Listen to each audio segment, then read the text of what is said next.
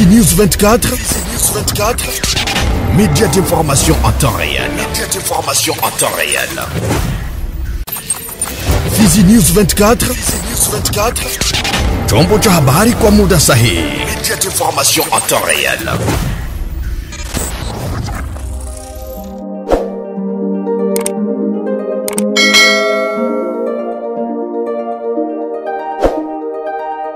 Ni wakati mzuri mpenzi mtazamaji wa Fizi News 24 kuweza kupata taarifa habari katika lugha tukufu la Kiswahili. Msomaji wako ni mimi Safari Almas. Tega sikio mwanzo hadi mwisho na sema karibu. Taarifa zetu zitaanzia na huko Kaziba ambako mapambano makali yameripotiwa kati ya jeshi la taifa FARDC pamoja na wazalendo dhidi ya waasi wa M23 asubuhi ya Jumanne ya tariki 29 Aprili 2025 katika eneo la Kaziba na maeneo mengine. Mapambano yalianza mida ya saa 12 alfajiri katika milima ya Kaziba ikiwemo Nindi, Kabembe, Butuzi, Mwere, Budali na Luashanja. Mpaka hivi sasa hakujawa habari sahihi juu ya maafa. Wakaaji wanabaki wakifichama ndani ya nyumba zao, huku silaha nzito na rejareja zikisikika na kuacha raia na wasiwasi mkubwa kama zinavyoeleza duru za mali. Katika eneo la Kaziba na vitongojini mwake, baadhi ya raia walikimbia kwenye misitu na wengine katika kijiji jirani. Wakati huu senta ya Kaziba na Lwanguku iko chini ya udhibiti wa M23 karibu siku mbili sasa. Uko katika sekta ya Mutambala tarafani Fizi ni kwamba shirika la raia katika sekta ya Mutambala tarafani Fizi limeomba jeshi la taifa FARDC pamoja na wazalendo kuwa na uhusiano bora na kutumika kwa pamoja ili kukabiliana na hali ya usalama mdogo unaoikumba nchi ya DRC hasa eneo la mashariki. Akizungumza na TV yako Bwana Medi Kaongo Bianeme, mwenyekiti wa shirika la raia katika sekta ya Mutambala amesema kuwa ni jambo lisilo la kiungwana kuona jeshi la taifa FARDC na wazalendo kurumbana wakati huu ambao nchi iko katika mzozo, huko upande mwingine akiwataka kujitolea kwa ajili ya kutetea nchi.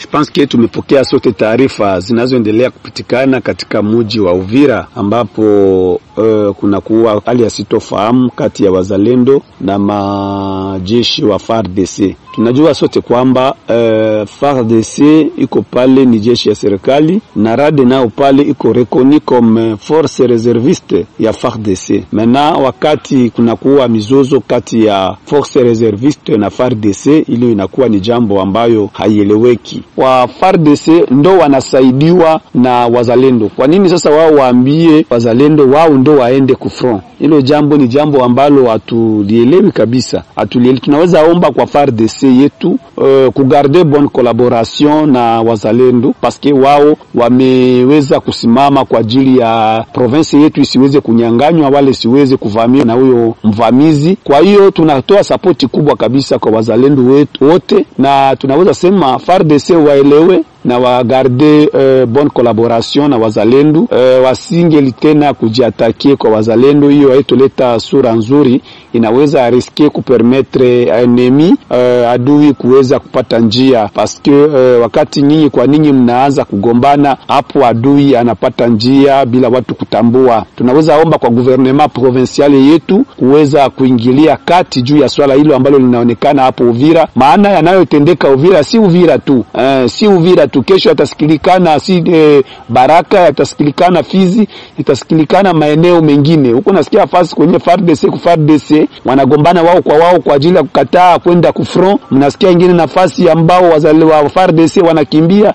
Sasa kwa leo ianze sikilikana kwamba maposition za wazalendo zinakuwa deja atake kwa ajili ya sababu ambazo wao wenyewe wanazijua. Hiyo itakuwa si jambo nzuri. Itakuwa jambo ya kuleta usalama mdogo katika province yetu ya Sud Kivu na maeneo ambayo tunapatikana. Vraiment tunaomba kwa FARDC kujifunza ili waweze kuishi kwa mawasiliano mazuri na watoto wetu wazalendo. Tunawashukuru.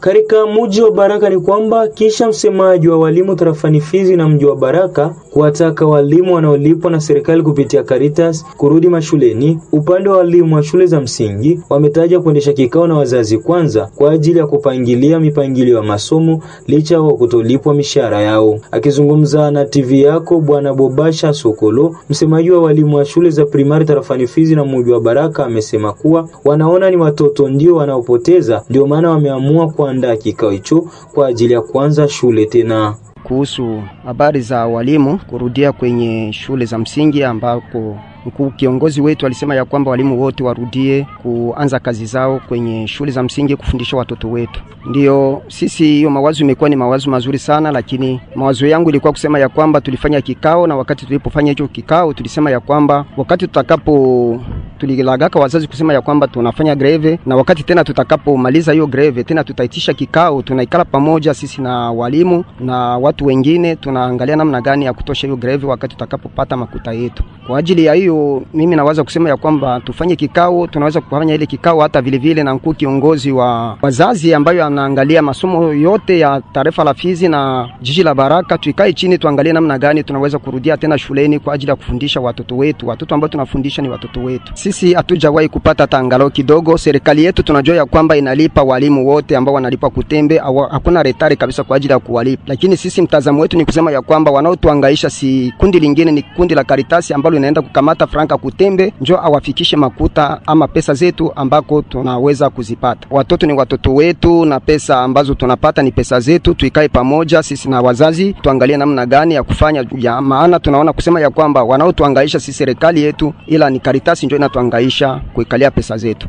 Ujumbe wangu wa mwisho ni kusema ya kwamba tufanye siku ya 3 na saa 9 ama saa 8 tukutane kwenye jengo la EP umoja la 5e cell pama kusudi tuangalie namna gani tunaweza kufanya kwa ajili ya kurekebisha hiyo mambo na turudie sote shuleni. Kwa serikali yetu tunaweza kusema ya kwamba serikali iangalie namna gani kututosha kwenye hiyo Caritas, maana Caritas njoo inatuchonganisha kati yetu na serikali. Yaani sisi tunajua serikali inatulipa, lakini wanaotuchonganisha tu si watu wengine, ni Caritas. Kikao kitakuwa siku ya 3 angalau tariki 13 za mwezi huu wa 4. Kwengineko ni kwamba Bwana Bunia Josue aliyekuwa anagombea kwenye ubunge wa jimbo tarafani Fizi amesema kushukuru serikali kuu ya Kinshasa kwa kujibu barua aliyowaandikia ya kuomba mitihani ya kiraifa ya Exeta na Tenazos kutumikwa kwa bure tarafani Fizi na mji wa Baraka, huko pia serikali kulipa mishahara ya walimu ya miezi 2. Katika mazungumzo na redio yako, Bwana Bunia Josue amesema kuwa aliamua kuandikia serikali barua hiyo kisha kuona ugumu wa kupatikana kwa hela wakati huu ambao jimbo la Kivu Kusini limekumbwa na vita. Huyu amesema kushukuru serikali kwa kukubali mitihani hiyo kuendeshwa kwa bure kote tarafani Fizi na mji wa Baraka. Jambo la kwanza ni kushukuru guvernema yetu nationale kwa kujibia barua niliyoandika tariki 22 mwezi wa 4 kwa ajili ya kukamata watoto wote wa finaliste wote en charge, kuona venye tarafa yetu iko mu difficulté ya circulation ya monnaie. Nikaamua kuandikia gouvernement national barua ya kusema eti tant que ex-candidat député provincial gouvernement ikamate en charge watoto wetu wa finaliste wa 8e na 4e yenye tuliita zamani 6e en charge zile zote frais de participation.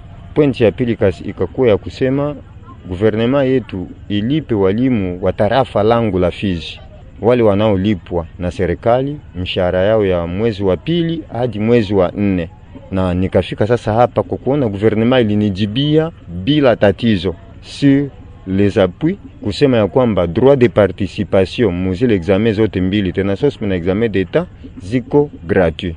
Jo nikamua kama vile mtu wa watu kuja kupurke nishukuru ile gouvernement kwa vile walivojibia barua yangu, na mara tena niambie watoto wote wa Fizi wa finaliste na wazazi wote wa Fizi ya kwamba kusikue prefet hata umoja mwenye ataomba hata 100 francs, ile maexamen ni gratuit, hakuna hata 100 francs wazazi watalipa. Gouvernement national imetujibia na hata gouvernement provincial hapa iko na ile kopi, vitengo vyote vile venye kusika na masomo viko na kopia barua yangu mimi. Na huko Lubumbashi ni kwamba wanaharakati wa kutetea haki za kibinadamu wanalaani shambulizi lililofanywa kwenye shamba la Futuka lake kinara wa chama cha Ensemble pour la République Moise Katumbi Chapwe nalo jeshi la taifa FARDC mwishoni mwa wiki iliyopita. Shamba hilo linapatikana kwenye umbali wa kilomita takriban 34 na mji wa Lubumbashi. Akizungumza na TV yako Kabale Devote, mwanaharakati wa haki za kibinadamu amesema kuwa kuvamia shamba la mpinzani huyo ndio mwanzo wa kuleta mgawanyiko katika nchi ya DRC, huku akitaka serikali kushikamana kwa pamoja kwa ajili ya kunusuru hali ya sasa inayokumba nchi ya Jamhuri ya Demokrasia ya Kongo. kuhusu hiyo kesi ya kusema waende kugangamia hiyo shamba ya Moise Katumbi. Kwa hii kipindi nchi napita mimi naona saa haiko solution. Paske ile nayo tenda na gawanya watu. Hakuna mtu anaweza kusimamia serikali asifanye kazi yake. Serikali akakubishia ni vizuri kufanya kazi, lakini ukafanya kazi kama upate maalama ya kuonesha kama kuna vitu vibaya vyenyewe vinaweza kusonga amani ya nchi, hiyo nayo kabisa ni kutafuta tu mchangamoto sehemu zote.